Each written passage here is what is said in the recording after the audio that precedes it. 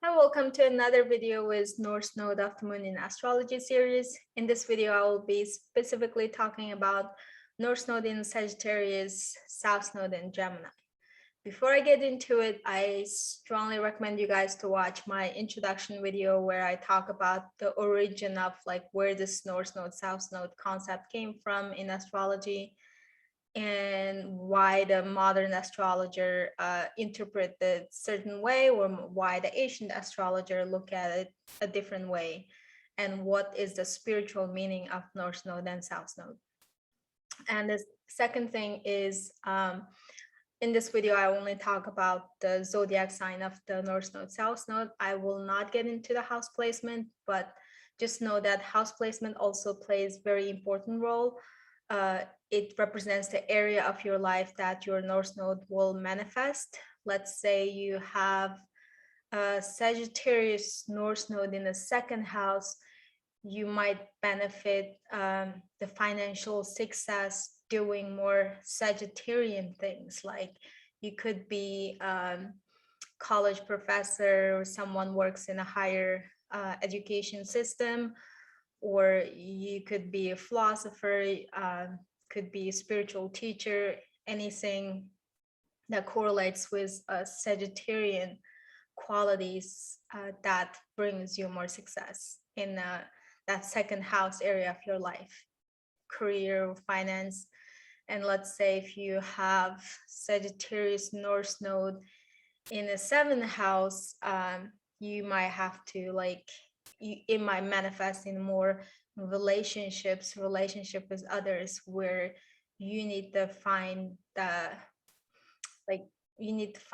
be with a partner that helps you to grow and expand and have adventure with you, that allows you to adapt that Sagittarius qualities in your life. So just know that house placement is really important. And not everything I'm gonna say in this video is gonna resonate with you, because we haven't even counted the aspects of your North Node, South Node. There might be a lot of planets conjuncting your North Node, South Node, or oppositing or squaring, or you might have no planets at all around your North Node, South Node. So each person's chart is unique to them. If you want to have more personalized understanding of this nodal axis, I do offer personal reading. I will leave the contact information down below in the description. Also, my introduction video, also the video link is going to be down in the description. And now we got that out of the way, let's get into Sagittarius North Node and Gemini South Node. Let me talk a little bit about those nodal axes first, then we get into how it manifests in your life. Just quick self-promoting: if you resonate with any of my videos or you like my content, don't forget to subscribe. Let's talk about Sagittarius. Sagittarius is the sign of higher meaning, the big picture, the learner, the grand view, the philosopher or spiritual teacher. It's about growth and expansion. It's represented by the arrow, so it wants to go out, adventure, go experience things, and have it has this yearning for higher truths.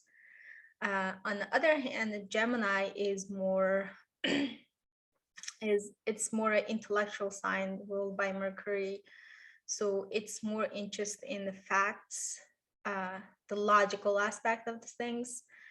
And the Gemini rules third house. It also correlates with our immediate environment, the communication. Gemini also correlates with labeling things, the language. Our communication could be spoken, written communication, or any other type of communication. It doesn't have to be spoken communication, because some people, if they have a lot of Gemini or a lot of planets in their third house, they might not necessarily talkative, which is one of the stereotype of Gemini, like talk all the time. That's not necessarily true because we have different ways of communicating. Someone might be just introvert, they never like to talk, but they like to communicate in a different form. So just know that Gemini is representative of a communication. And when you have North Node in Sagittarius and South Node in Gemini, you might correlate or relate with the Gemini qualities more than Sagittarius qualities, because in modern astrology, we associate our karma or past life experience with our South Node. So we bring that karma, or we bring that previous life experience to this lifetime. So we have tendency or preposition or certain beliefs that we have, we come into this lifetime. So we live out of that default. Your default setting is Gemini. So we act out of that until we have our Saturn return. It's around like 28 to 30 years old. Everyone is different, and they start have this inner knowing and wisdom and knowledge kind of directs them to their North Node, and they have a more conscious choice and free will to realize like, oh, okay, I can live my life a little bit different way. So most people start to explore their North Node around that age. But if you're younger than that, good for you. And if we talk about like, okay, what was your experience having Gemini South Node? Like I said, it totally depends on your Gemini South Node, which house placement it's placed in, because Gemini is represented by this twin. So your Gemini always looking at things from a different perspective. Gemini always collecting information, mostly the surface level information, and it caused them being indecisive. Not in the indecisive of like Libra, where it considers everyone's feeling and then can make a decision. It's not that way. It's because Gemini collected so many information, and then those information conflict with each other. So they become indecisive. Like this book says this book says that, or this person says this, I don't know who to trust, like which one is the truth.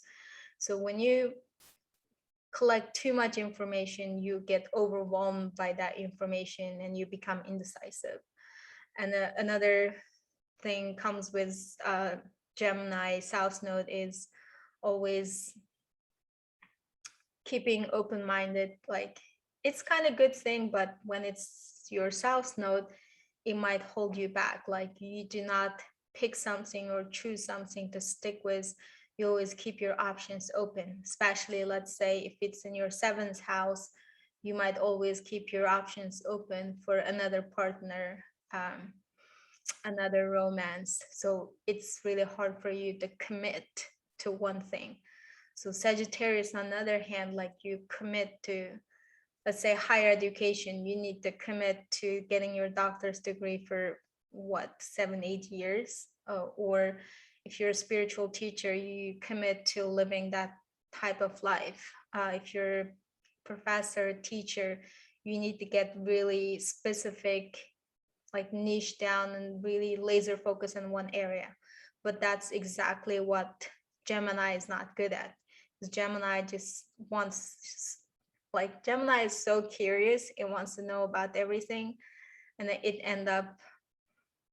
knows a little bit of everything, but it's not professional or very knowledgeable at one thing. So the qualities to develop is really move towards the Sagittarius, where you dig deep in one topic, one area, one profession, even one partner, depends on where your North Node located in your birth chart or which house is placed in. And Gemini also tends to overthink. It always goes back to that collecting too many information. So you got so much information stored in your brain, and our mind is like goes crazy analyzing those information. You end up overthinking yourself, and it's hard for you to take action on one thing because there's so much information to process, and you have to do your due diligence, do your research. We all need to do that, but for Gemini South Node, you might overdo it. And another stereotype of Gemini, I guess, it's not listening. So you guys are really good at output the information, but you're not good at inputting. Like, you might do research and read things, but when it comes from a person that's sharing their wisdom with you, you might not listen to them because you're too busy to express yourself and try to make your point, instead of like, okay, let me see what this person has to say. And another thing is Gemini inability to see the big picture. So it's the contrast of the Sagittarius, where Sagittarius always sees the big picture, the grand view, like why this even, let's say, like Gemini knows about, let's say we're humans, we take oxygen, we exhale carbon dioxide, and we need to eat 3 times a day, blah blah. This is like the basic information or the facts. But Sagittarius wants to know, like, why do we even exist? And then this goes into the philosophy area of, it could be a religion or it could be a philosophy where like we dig deep into the truths, like what's the bigger picture or intelligent design behind all this logic and the facts. But Gemini just stops at surface level. Like, Gemini knows this is a phone and this is used for a call, and it doesn't care how it was invented and what's the role in the society, blah blah blah. Like, it doesn't care. So its inability to see the big picture. I have this opposite sign. I actually have Sagittarius South Node, Gemini North Node. For me, like, it's so easy for me to see the big picture, but I'm terrible with details. Like, I have a big picture idea, like, oh, I have like great business ideas. I have very creative ideas, and then when it comes to make it happen, when we go into details and when it comes to maintenance, I'm terrible at it. Like, I don't want to do it. So here it's the opposite way, where you guys might be good at details, always like, oh, I see all the details, how this works. You can break down all the parts and put it together. I know exactly how it works. But you are unable to see the big picture, where this thing's going, what's the purpose of this. And you guys can be very logical. Again, Gemini is ruled by Mercury. It represents our intellectual mind. But we all have a left brain, right brain. You might be left brain oriented, but we also need our right brain. So Sagittarius is more about feeling the truth, experiencing the truth. You might, with Gemini, you might collect all the facts, but at the end, in order to overcome your indecisiveness, or always keep your options open, if you want to commit to something, you need to ask yourself intuitively, like, which one I'm drawn to, which one I resonate with, which one my heart speaks to. Like, sometimes you gotta ask for help from your right brain, where you get in touch with your feelings, get in touch with your emotions, get in touch with who you are, what resonates with you, and your truth might not be that everyone else's truth, but everyone else's truth is really real to every single person. Um, my truth is different than yours, doesn't make me wrong or doesn't make you wrong. So going towards the Sagittarius, go on the experience, having that intuitive feeling gives you the wisdom to respect others' opinion, also keep yours. Like, don't get influenced or thrown by others' opinion or belief system. You have yours, others can have theirs. We respect each other, we agree to disagree. And that's so far that's what I have for you guys. Basically, from more modern astrology perspective, we're trying to balance those energy. Not that like we're trying to get away from or abandon our South Node lessons. It's the talent or wisdom we come from. We just need to integrate with the North Node. So we gotta balance those, not abandoning one and go all the way to the other. And from like more Asian astrology perspective, they look at it more from our desires and attachments are, it comes from our ego, where it causes our desire and attachments cause us to incarnate in this world.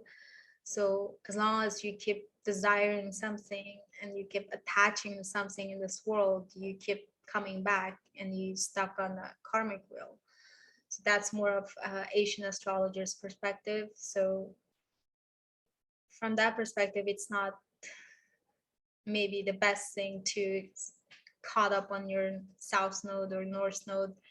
You can actually balance those energy from more a spiritual perspective, where like once you have the spiritual truth and everything else on your chart, like it automatically balances itself once you live this spiritual lifestyle, which is more about like living your soul's desire instead of your ego's desire.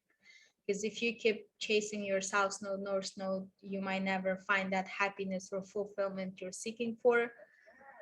Like in Asian astrology, more represented by like South Node is a desire that we fulfilled in our past life, but it end up disappointing us. It end up not giving us the feeling of fulfilled. So we came back again to thinking that maybe my North Node gives me fulfillment. So trying to desire or pursue that direction. But you might end up finding that that doesn't help either. So that doesn't like denies everything I said at the beginning of the video. It's just that how we can spiritualize those desires, because you're still gonna have the South Node tendency and North Node desires. However, just knowing or spiritualizing those desires helps you to dissolve those karma and live a peaceful, content life at this moment, the now. Like in spirituality, only now exists. Um, Anything like the past or future is created by our mind. It doesn't exist. It only exists our head. So if you really want to be content and truly happy and feel peaceful at this moment, it's important to have spiritual belief or spiritual practice. It doesn't have to be one thing or over other. Like you just find what's your own truth, especially with Sagittarius North Node. Find out what's your own truth. You might collected all the facts and data, but what do you feel more connected to? It doesn't matter it's a religion, it doesn't matter it's a certain philosophy, it doesn't matter it's a spirituality, whatever that is, find your own truths that gives you that contentment and peace. So I'll get into it more in my introduction video. Definitely watch that. I don't want to bore you guys here. But anyways, that's what I have for you guys. If you resonate, don't forget to subscribe and leave comment down below. I will talk to you guys in my next video.